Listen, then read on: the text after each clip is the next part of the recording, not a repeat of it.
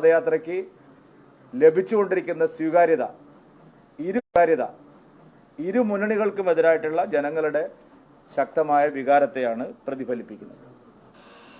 കേരളത്തെ കേന്ദ്രം അവഗണിക്കുന്നു എന്നുള്ള പച്ചക്കള്ളം ആവർത്തിച്ച് മുഖ്യമന്ത്രിയും ഇവിടെ മന്ത്രിമാരും നടത്തുന്ന നുണപ്രചരണം, ആ നുണപ്രചരണം അതിൻ്റെ പരമകാഷ്ഠയിലെത്തിയിരിക്കുകയാണ്. നിയമസഭയിൽ പ്രമേയം പാസ്സാക്കിയിരിക്കുക. UDF ആ പ്രമേയം ഐകകണ്ഠേന പാസ്സാവുന്നതിന് അനുകൂലമായ നിലപാടാണ് സ്വീകരിച്ചത്. UDFന് അറിയാമായിരുന്നു കഴിഞ്ഞ 10 കൊല്ലം കൊണ്ട് കേരളത്തിന് ലഭിച്ച നികുതി വിഹിതത്തെ സംബന്ധിച്ച്, പദ്ധതികളെ സംബന്ധിച്ച്, കേരളത്തിന് നൽകിയ നീക്കിയിരിപ്പിനെ സംബന്ധിച്ച്, ടാക്സ് ഷെയർ വർദ്ധിച്ചത്, GST കോമ്പൻസേഷൻ കിട്ടിയത്, റവന്യൂ ഡെഫിസിറ്റ് ഗ്രാന്റ് കിട്ടിയതെല്ലാം UDF നേതാക്കൾക്ക് അറിയുന്നതാണ്. പക്ഷേ വഞ്ചകരായിട്ടുള്ള UDF നേതാക്കൾ നിയമസഭയിൽ ഇറങ്ങിപ്പോയി ഏകകണ്ഠേന ഒരു പ്രമേയം പാസ്സാക്കാനുള്ള അവസരം ഒരുക്കി. യഥാർത്ഥത്തിൽ കേരളത്തിലെ ജനങ്ങളുടെ ബുദ്ധിശക്തിയെ ചോദ്യം ചെയ്യുന്ന, കളിയാക്കുന്ന ഒരു സമീപനമാണിത്. ദില്ലിയിൽ സമരത്തിന് പോകുന്നതിന് മുമ്പ് ഞങ്ങൾ ആവർത്തിച്ച് പറഞ്ഞതാണ്. ദില്ലിയിൽ സമരത്തിന് പോകുന്നതിന് മുമ്പ് നിങ്ങൾ കഴിഞ്ഞ 10 വർഷം കേരളത്തിന് കിട്ടിയ വിഹിതത്തെ സംബന്ധിച്ചും അതിനു മുമ്പുള്ള 10 വർഷം UPA ഭരണകാലത്ത് കേരളത്തിന് കിട്ടിയ വിഹിതത്തെ സംബന്ധിച്ചും ഒരു താരതമ്യം, ഒരു വൈറ്റ് പേപ്പർ ഇറക്കാൻ തയ്യാറുണ്ടോ? ടാക്സ് ഷെയർ എത്ര കിട്ടി, GST കോമ്പൻസേഷൻ എത്ര കിട്ടി, റവന്യൂ ഡെഫിസിറ്റ് ഗ്രാന്റ് എത്ര കിട്ടി, വൻകിട പദ്ധതികൾക്ക് എത്ര കിട്ടി, മറ്റ് മേഖലകളിലുള്ള നീക്കിയിരിപ്പ് എത്ര കിട്ടി, തദ്ദേശ സ്ഥാപനങ്ങൾക്ക് എത്ര കിട്ടി, ഇതൊന്നും തന്നെ വ്യക്തമാക്കാതെ കേന്ദ്രം കേരളത്തെ അവഗണിക്കുന്നു എന്നുള്ള പച്ചക്കള്ളമാണ് LDF മുഖ്യമന്ത്രി നടത്തുന്നത്. അതിന് പരോക്ഷമായ രീതിയിൽ പിന്തുണ പ്രഖ്യാപിക്കുന്ന നിലപാടാണ് UDFും എടുക്കുന്നത്. ഇത് കേരളത്തെ ജനങ്ങളെ കളിയാക്കുകയാണ്. കേരളത്തിൽ കടക്കെണിയും സാമ്പത്തിക പ്രതിസന്ധിയും പട്ടിണിയും ദാരിദ്ര്യവും എല്ലാം ഉത്തരവാദി പിണറായി വിജയനായിട്ടും അതിന് UDF അതിനെ കേന്ദ്രവിരുദ്ധ നിലപാടായി ചിത്രീകരിച്ച് കേന്ദ്രത്തിൻ്റെ തലയിലിടാനുള്ള ശ്രമമാണ് UDF നടത്തുന്നത്. LDFും UDFും ഒരു പരസ്പരം ഒത്തുതീർപ്പിൻ്റെ ധാരണയുടെ അടിസ്ഥാനത്തിലാണ് കേരളത്തിൽ മുമ്പോട്ട് പോകുന്നത്. ഇത് കേരളത്തിലെ ജനങ്ങൾക്കിടയിൽ വലിയ പ്രതിഷേധത്തിന് ഇടയാക്കിയിട്ടുണ്ട്.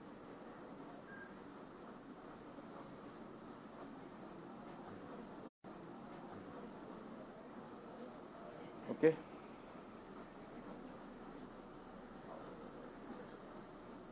CPM സംസ്ഥാന സെക്രട്ടറി MV ഗോവിന്ദൻ പറയുന്നത് ഈ രാഷ്ട്രീയ പ്രേരിതമാണ് ഈ വിഷയങ്ങളൊക്കെ എന്നാണ് അദ്ദേഹം പറയുന്നത്. മുഖ്യമന്ത്രിയെ സംരക്ഷിക്കും പാർട്ടി, മുഖ്യമന്ത്രിയെ സംരക്ഷിക്കും, സംസ്ഥാന സർക്കാരിനെ സംരക്ഷിക്കും. മംഗൾ കമ്പനി ഇങ്ങനെ ഒരു ആരോപണത്തിൽ വന്നാൽ അതിന് മുഖ്യമന്ത്രിയെ കരുവാക്കാനാണ് ശ്രമിക്കുന്നത്. അദ്ദേഹത്തെ ഉൾപ്പെടുത്താനാണ് ബോധപൂർവമായ ശ്രമം. രാഷ്ട്രീയ പ്രേരിതം എന്നൊക്കെയാണ് CPMന്റെ പ്രധാനപ്പെട്ട പ്രതിരോധങ്ങളിലൊന്ന്. മാത്രമല്ല BJP ആകുന്നതോടെ ഇത്തരം കേസുകളൊക്കെ മാഞ്ഞു പോകും എന്നാണ് പറഞ്ഞത്. അജിത് പവാറിന്റെ കാര്യമൊക്കെയാണ് അദ്ദേഹം സൂചിപ്പിക്കുന്നത്. BJP ആകുന്നതോടെ കേസ് മാഞ്ഞു പോവുകയും പിണറായി വിജയനോട് BJP ചേരാൻ പറഞ്ഞ പോരെ? ഇത്രയും വലിയ ബിഡ്. ഈ ഗോവിന്ദൻ മാഷ് ഞാൻ നേരത്തെ പറഞ്ഞില്ലേ, ഗോവിന്ദൻ മാഷ് എന്ന് പറഞ്ഞാൽ ഒരു അടിമക്കണ്ണായി മാറിയിരിക്കുക. ഞാൻ നേരത്തെ പറഞ്ഞ കാര്യമാണ്. ഇത്രയും ഒരു അടിമയായിട്ടുള്ള സംസ്ഥാന സെക്രട്ടറി ഇന്നുവരെ കണ്ടിട്ടില്ല, ഇന്നുവരെ ഉണ്ടായിട്ടില്ല. കോടിയേരി സംസ്ഥാന സെക്രട്ടറി ആയിരുന്ന കാലത്ത് പോലും പല കാര്യങ്ങളിലും പാർട്ടിയുടെ ഒരു നിലപാട് അദ്ദേഹം ഉയർത്തിപ്പിടിച്ചിരുന്നു. മിസ്റ്റർ ഗോവിന്ദൻ മാസ്റ്റർ, താങ്കള് ഈ പാർട്ടിയുടെ കേന്ദ്ര കമ്മിറ്റി അംഗമായിരിക്കുമ്പോഴാണ് പാലക്കാട് ഒരു പ്ലീനം നടന്നത്. പാർട്ടി പ്ലീനം നടത്തിയിട്ട് നേതാക്കളുടെ, പാർട്ടി സഖാക്കളുടെ മാത്രമല്ല അവരുടെ ബന്ധുക്കളുടെ ഇടപാടുകളും സാമ്പത്തിക താല്പര്യങ്ങളും എല്ലാം സുതാര്യമായ ഓഡിറ്റിന് വിധേയമാക്കണമെന്ന് തീരുമാനമെടുത്തൊരു പാർട്ടിയാണ്. മക്കൾ എന്ത് ചെയ്താലും തങ്ങൾക്ക് കുഴപ്പമില്ല എന്നുള്ള നിലപാട് മാറ്റി മക്കളും മരുമക്കളും നടത്തുന്ന ഇടപാടുകൾ പരിശോധിക്കപ്പെടണം എന്ന് തീരുമാനമെടുത്തൊരു പാർട്ടിയാണ് നിങ്ങളുടെ പാർട്ടി CPM. കോടിയേരി ബാലകൃഷ്ണന്റെ മകന്റെ കാര്യം വന്നപ്പോൾ ഗോവിന്ദൻ മാഷ് പറഞ്ഞത് അങ്ങനെയാണ്. EP ജയരാജന്റെ ഭാര്യയും മക്കളും വിവാദത്തിൽപ്പെട്ടപ്പോൾ ഗോവിന്ദൻ മാഷ് പറഞ്ഞ കാര്യം അങ്ങനെയാണ്. പക്ഷെ പിണറായി വിജയന്റെ കാര്യം വരുമ്പോൾ ഗോവിന്ദൻ മാഷ് ഒരു അടിമയെ പോലെ പ്രവർത്തിക്കുന്നതിന് കാരണം പിണറായി വിജയൻ ഉണ്ടാക്കുന്ന അഴിമതി പണത്തിന്റെ ചെലവിലാണ് CPM പാർട്ടി നിലനിൽക്കുന്നത്, കേന്ദ്രത്തിലും കേരളത്തിലും. ഈ അഴിമതി പണത്തിന്റെ ഒരു പങ്ക് CPM-നും കൂടി ലഭിക്കുന്നു. ഞാനിതൊരു രാഷ്ട്രീയ ആരോപണം ഉന്നയിക്കുന്നതല്ല. കരുവണ്ണൂർ സർവീസ് കോഓപ്പറേറ്റീവ് ബാങ്കിന്റെ അന്വേഷണം ED നടത്തിയപ്പോൾ 32 അക്കൗണ്ടുകളാണ് CPM പാർട്ടിക്ക് സഹകരണ ബാങ്കിൽ തൃശൂർ ജില്ലയിൽ മാത്രമുള്ളത്. അവർ കൊടുത്ത കുറ്റപത്രത്തിലുള്ളതാണ്. 32 അക്കൗണ്ടുകൾ സഹകരണ ബാങ്കിലെ കള്ളപ്പണ അക്കൗണ്ടുകൾ CPM പാർട്ടിക്ക് തൃശൂർ ജില്ലയിൽ മാത്രമുണ്ട്. ഈ പണം എല്ലാം പിണറായി വിജയനും മന്ത്രിമാരും എല്ലാം നടത്തുന്ന അഴിമതി പണമാണ്. ആ പണത്തിന്റെ ഒരു പങ്ക് CPM-നും ലഭിക്കുന്നുണ്ട്. ഗോവിന്ദ മാഷുടെയും സീതാറാം യെച്ചൂരിയുടെയും എല്ലാം ചെല്ലും ചെലവ് നടത്തുന്നത് പിണറായി വിജയൻ നടത്തുന്ന അഴിമതിയുടെ ഒരു ഭാഗം മാത്രമാണ്. അതുകൊണ്ടാണ് ഇത്രയും നിർലജ്ജം ന്യായീകരിക്കാൻ അദ്ദേഹം വന്നിരിക്കുന്നത്. ഇതിനകത്ത് ഒരു രാഷ്ട്രീയവുമില്ല. ആദായ നികുതി വകുപ്പിന് വീണ വിജയന്റെ കമ്പനി നൽകിയ അവാസ്തവമായിട്ടുള്ള റിപ്പോർട്ട് കാര്യങ്ങൾ പുറത്തു വന്നതോടുകൂടിയാണ് ഇത് ചർച്ചയാവുന്നത്. അതിനുശേഷമാണ് അന്വേഷണം നടക്കുന്നത്. ആ അന്വേഷണം നിയമപരമായിട്ടാണ് നടക്കുന്നത്. മുഖ്യമന്ത്രി ആയതുകൊണ്ടും മകളായതുകൊണ്ടും ഒരു അന്വേഷണവും നടക്കരുത് എന്നുള്ള നിലപാടാണ് CPM-നുള്ളതെങ്കിൽ ഇന്ത്യ രാജ്യത്ത് ആ കാര്യം നടപ്പില്ല. നമ്മൾ റൂൾ ഓഫ് ലോ, ഈ രാജ്യത്ത് നിയമവാഴ്ച സംരക്ഷിക്കപ്പെടുന്ന ഒരു രാഷ്ട്രമാണ് നമ്മൾ. ഇന്ത്യയുടെ ഭാഗമാണ് കേരളം. എല്ലാ സംസ്ഥാനങ്ങളിലും ഇത്തരം നിയമങ്ങൾ പാലിക്കാൻ എല്ലാവർക്കും ബാധ്യതയുണ്ട്. പ്രത്യേകിച്ച് കോർപ്പറേറ്റ് മന്ത്രാലയം ഇത്തരം ഷെൽ കമ്പനികളെ ഉപയോഗിച്ച്, ഞാൻ വളരെ അടിവരായിട്ട് പറയാണ്, ഇത്തരം ഷെൽ കമ്പനികളെ ഉപയോഗിച്ച് രാഷ്ട്രീയക്കാരുണ്ടാക്കുന്ന കോടിക്കണക്കിന് രൂപയുടെ കൊള്ള കോർപ്പറേറ്റ് മന്ത്രാലയം ഇതിനോടകം ഇന്ത്യയിൽ എല്ലായിടത്തും പുറത്തു കൊണ്ടുവന്നിട്ടുണ്ട്. വിവിധ ഏജൻസികൾ ഇന്ത്യയിൽ എല്ലായിടത്തും ഇത്തരം ഇടപാടുകൾ പുറത്തു കൊണ്ടുവന്നിട്ടുണ്ട്. വീണ വിജയൻ ഉണ്ടാക്കിയത് ഒരു കള്ള കമ്പനിയാണ്, ഒരു ഷെൽ കമ്പനിയാണ്. കള്ളപ്പണം വെളുപ്പിക്കാനുള്ള ഒരു ഷെൽ കമ്പനിയായിട്ടാണ് ആ കമ്പനി പ്രവർത്തിച്ചത്. എക്സാലോജിക് എന്ന് പറയുന്ന കമ്പനി ഒരു IT കമ്പനിയോ അതല്ലെങ്കിൽ സുതാര്യമായി നടത്തുന്ന ഒരു കമ്പനിയോ അല്ല. ഭാര്യയുടെ പെൻഷൻ കൊണ്ട് മുതൽ മുടക്കിൽ തുടങ്ങിയ ഒരു സ്ഥാപനവും അല്ല. അതൊരു കള്ള കമ്പനിയാണ്, ഒരു ഷെൽ കമ്പനിയാണ്. കള്ളപ്പണം വെളുപ്പിക്കാനുള്ള ഒരു കമ്പനിയാണ്. പിണറായി വിജയന്റെ മകള് മാത്രമല്ല, പിണറായി വിജയന്റെ മകനും ഇത്തരത്തിലുള്ള പല ഇടപാടുകളിലും, അദ്ദേഹം വിദേശത്താണ്, ഇത്തരത്തിലുള്ള പല ഇടപാടുകളിലും പങ്കാളികളായിട്ടുണ്ട് എന്നുള്ള കാര്യം പാർട്ടിക്കകത്ത് എല്ലാവർക്കും അറിയുന്ന കാര്യമാണ്. ഇതെല്ലാം വെളിച്ചത്ത് വരും എന്നുള്ള വേവലാതിയാണ് MP ഗോവിന്ദനും CPM-നും ഉള്ളത്. ശരിയായ നിലയിലായിരുന്നെങ്കിൽ ഗോവിന്ദൻ പറയേണ്ടിയിരുന്നത് നിയമത്തിന്റെ വഴിക്ക് നടക്കട്ടെ എന്നാണ്. അതിന് പകരം നേരിടും, രക്ഷിക്കുമെന്നൊക്കെ പറഞ്ഞ് എന്താ ഇവിടെ വല്ല മൽപ്പിടുത്തവും നടക്കുന്നുണ്ട്? എന്താ ഇവിടെ മല്ലയുദ്ധം വല്ലതും? നിയമപരമായിട്ടുള്ള കാര്യങ്ങളാണ്. ഇതിനെ നിയമപരമായിട്ടല്ലാതെ മറ്റേത് മാർഗത്തിലാണ് നേരിടാൻ സാധിക്കുന്നത്? നേരത്തെ ED-യെയും അതുപോലെ ഇൻകം ടാക്സിനെയും ഒക്കെ ക്രൈംബ്രാഞ്ചിനെയും വിജിലൻസിനെയും ഒക്കെ വിട്ട് പിന്നെ ഭീഷണിപ്പെടുത്തിയതുപോലെ നടത്തുമെന്നായിരിക്കും പിണറായി ഗോവിന്ദൻ പറഞ്ഞ ഭീഷണിയുടെ അടിസ്ഥാനം. പക്ഷെ ആ ഭീഷണി അധികം പോവില്ല എന്നുള്ളത് ഗവർണറുടെ കാര്യത്തിൽ നിങ്ങൾക്ക് മനസ്സിലായല്ലോ. കേന്ദ്ര ഏജൻസികളെ ഭീഷണിപ്പെടുത്തി അന്വേഷണം തടസ്സപ്പെടുത്താൻ ശ്രമിച്ചാൽ അതിന് ഗുരുതരമായിട്ടുള്ള പ്രത്യാഘാതങ്ങളുണ്ട്.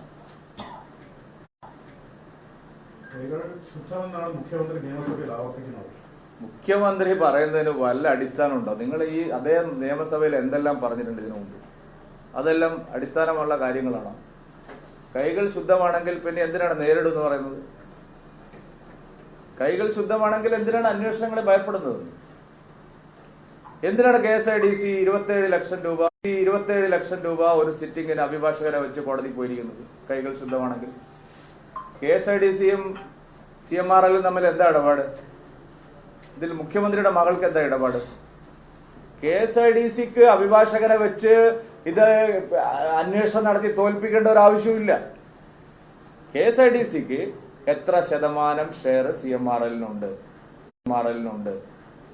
ആ ഷെയറിൽ മുഖ്യമന്ത്രിയുടെയും മകളുടെയും റോൾ എന്താണ്, CMRL-ലുമായിട്ടുള്ള ഇടപാട് എന്തൊക്കെയാണ്? അവരുടെ ഫയൽ അടിസ്ഥാനത്തിൽ ഉത്തരം പറഞ്ഞാൽ പോരെ. അതിന് പകരം ഇത്രയും വലിയ അഭിഭാഷകരെ എന്തിനാ വെക്കുന്നത്? അപ്പൊ അതിനർത്ഥം എന്തോ മറയ്ക്കാനുണ്ടെന്നാണ്. കൈകൾ ശുദ്ധമാണെന്ന് പറഞ്ഞുകൊണ്ട് കാര്യമില്ല, മടിയിൽ കനമുണ്ട്. മടിയിൽ കനമില്ലെങ്കിൽ എന്തിനാണ് ഇത്രയും വലിയ അഭിഭാഷകരെ വെക്കുന്നത്? അപ്പൊ അത് നമുക്കെല്ലാം അറിയുന്ന കാര്യമല്ലേ. മടിയിൽ കനമില്ലെങ്കിൽ അന്വേഷണം വരട്ടെ എന്ന് പറഞ്ഞാൽ പോരെ. അന്വേഷണം തടയിടാൻ KSIDC എന്തിനാണ് മുമ്പിൽ ഇറക്കിയിരിക്കുന്നത്? എന്തിനാണ് ഇത്രയും വലിയ തുക ചെലവഴിച്ച് KSIDCയെ കോടതിയിൽ വിട്ടിരിക്കുന്നത്? അവർ ചോദ്യത്തിന് മറുപടി പറഞ്ഞാൽ മതി. ആദായ നികുതി വകുപ്പ് ചോദിച്ച ചോദ്യങ്ങൾക്ക് സുതാര്യമായ മറുപടി പറയാനുണ്ടെങ്കിൽ എന്തിനാണ് ഈ ഇത്രയും വലിയ അഭിഭാഷകനെ വെച്ചിട്ട് ഒരു നിയമയുദ്ധം നടത്തുന്നത്? അപ്പോൾ പിണറായി വിജയനും മറച്ചു വെക്കാനുണ്ട്, മകൾക്കും മറച്ചു വെക്കാനുണ്ട്, എല്ലാവർക്കും മറച്ചു വെക്കാനുണ്ട്. അതാണ് ഇതിൽ കാണുന്ന കാര്യങ്ങൾ. പ്രതിരോധം മാത്യു കുഴൽനാടൻ BJP കേസുകൾ വാദിക്കുന്ന ഒരു വക്കീലാണ്. അങ്ങനെയാണ് ഈ വിവരങ്ങൾ മാത്യു കുഴൽനാടൻ നിയമസഭയിൽ ഉന്നയിക്കുന്നത് ആവർത്തിച്ചു. അതുകൊണ്ട് തന്നെ ഇത്തരം കാര്യങ്ങളിൽ BJPയുടെ പങ്ക് വ്യക്തമാണ്. ഷോൺ ജോർജ് ഈ വിഷയം ഹൈക്കോടതിയിൽ കൊണ്ടുവന്ന ഷോൺ ജോർജിന് പാർട്ടി അംഗത്വം നൽകി. അതൊക്കെ അവരുടെ പ്രതിരോധം. എന്താണ് പ്രതിരോധം? ഇതെല്ലാം പബ്ലിക് ഡൊമൈനിലുള്ളതല്ലേ. ഞാൻ ചോദിക്കട്ടെ, ഷോൺ ജോർജും മാത്യു കുഴൽനാടനൊക്കെ ഇത് ഭൂമിയിൽ കുഴിച്ചെടുത്താണോ?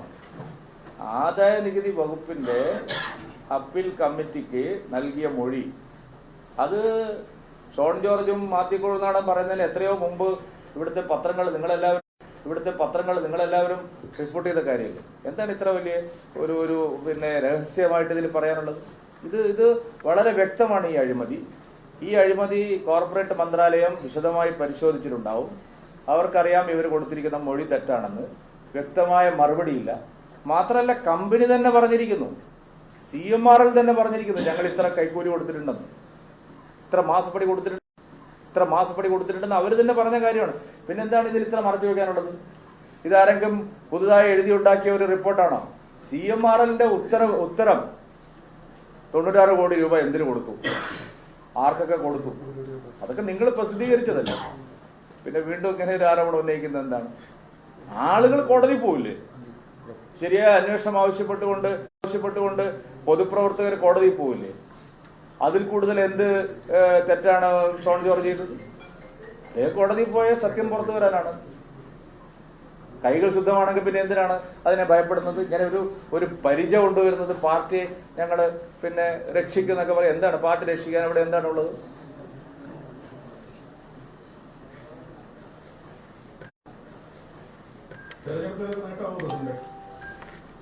തെരഞ്ഞെടുപ്പ് നേട്ടവും കേസുകളുടെ അന്വേഷണവും തമ്മിൽ നിങ്ങൾ കൂട്ടിക്കുഴയ്ക്കല്ല.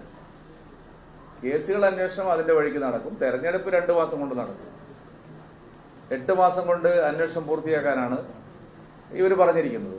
എന്നാ പിന്നെ തെരഞ്ഞെടുപ്പിന് മുമ്പേ പൂർത്തിയാക്കണമെന്ന് പറയാറുന്നില്ലേ? അപ്പൊ ഇതൊന്നും അടിസ്ഥാനമില്ലാത്ത കാര്യങ്ങളാണ്. തെരഞ്ഞെടുപ്പായതുകൊണ്ടല്ലേ, നിങ്ങൾ തന്നെയല്ലേ ചോദിച്ചു വൈകുന്ന എന്താണ് ഇത് എന്ത് ന്യായം? ആരാ ചോദിച്ചു? അലക്സെ, നിങ്ങൾ തന്നെയല്ലേ കഴിഞ്ഞ ആഴ്ച എഴുതിയത് വളരെയധികം വൈകുന്നു, പിണറായി വിജയനെതിരെയുള്ള അന്വേഷണങ്ങളെല്ലാം വൈകുന്നു. ഇപ്പൊ ചോദിക്കാൻ ധൃതി പിടിച്ചു, അതെന്ത് ന്യായമാണത്? ഇതും തെരഞ്ഞെടുപ്പായിട്ടൊന്നും ഒരു ബന്ധമില്ല. തെരഞ്ഞെടുപ്പ് എല്ലാ കൊല്ലവും നടക്കുന്നതാണ്. ഒന്നുകിൽ തദ്ദേശ തെരഞ്ഞെടുപ്പ്, അല്ലെങ്കിൽ നിയമസഭാ തെരഞ്ഞെടുപ്പ്, അല്ലെങ്കിൽ പാർലമെന്റ് തെരഞ്ഞെടുപ്പ്. കേസ് അന്വേഷണങ്ങളും തെരഞ്ഞെടുപ്പുമായിട്ട് ഒരു ബന്ധമില്ല.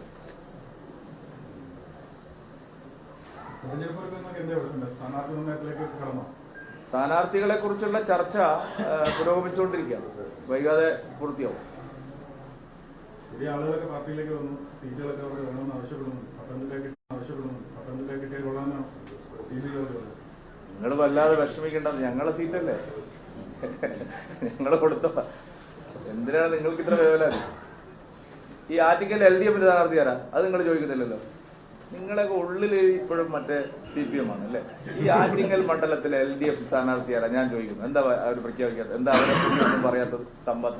സമ്പത്താണോ ജോയിയാണോ കടകംപള്ളിയാണോ പ്രശാന്താണോ? നിങ്ങൾ ഈ BJP സ്ഥാനാർത്ഥികളെ കുറിച്ച് മാത്രം ഇങ്ങനെ വേവലാതിപ്പെടുന്ന എന്താ? റഹീമാണോ? അല്ലാതെ അവരെയും കൂടി ചോദിക്കണം. അവർ ഇരുട്ടിൽ തപ്പുകയാണ്. ഞങ്ങൾക്ക് നല്ല പവന്മാർക്ക് സ്ഥാനാർത്ഥി ഉണ്ട് ഇവിടെ. അല്ല, ഉണ്ടെന്ന് ഞാൻ പറയാം കുറച്ച് കഴിഞ്ഞിട്ട്. ഞങ്ങൾക്ക് നല്ല പവന്മാർ അവരുടെ ആരാണ്? ചിത്രം തെളിഞ്ഞിട്ടേ ഇല്ലല്ലോ.